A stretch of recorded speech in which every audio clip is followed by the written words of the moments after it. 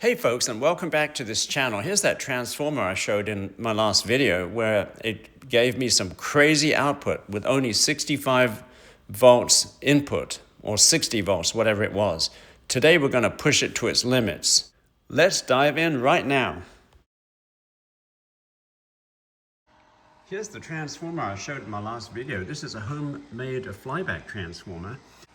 One of the limitations I noticed in my last video is that these cables, which are rated for 30,000 volts DC, were forming a blue glow, which is also known as corona, and that was happening inside the container when I was trying to really push this to its limits.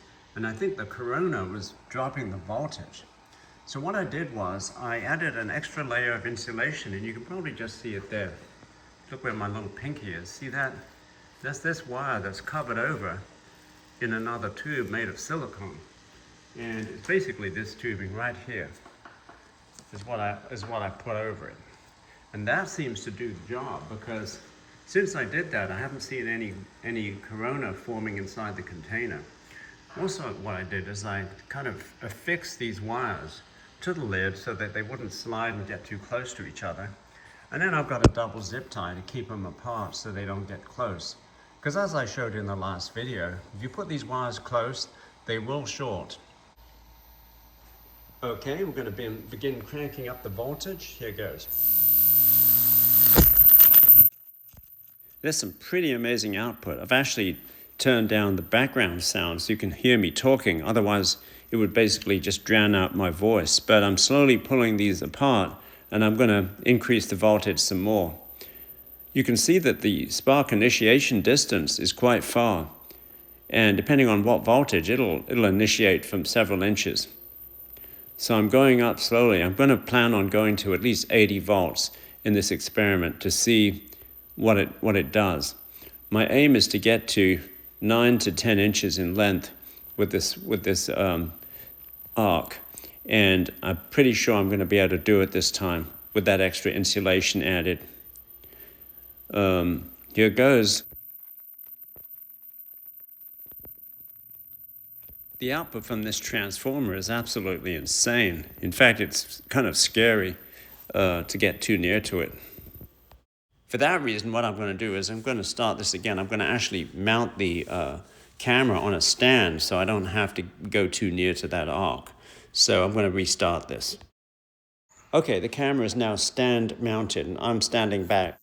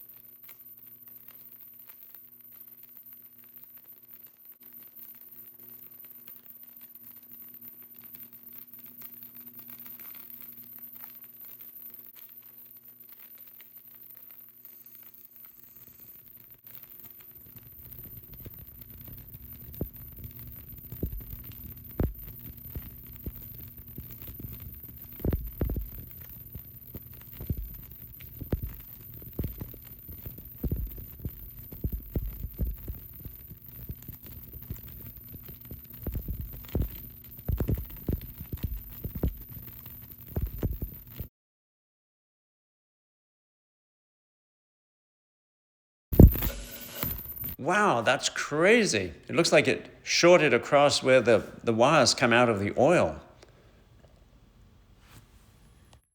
Incredibly enough, the transformer somehow survived that.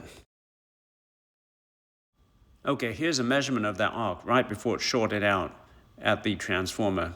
11 inches is what I get here. This is the appearance of the arcs right before the arc broke and the short occurred at the plastic insulated container. That is crazy. I've never seen anything like that. That's working even better than an X-ray transformer would work.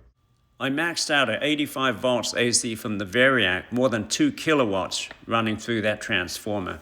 Well, that's it, and we managed to push this to its limits, I believe.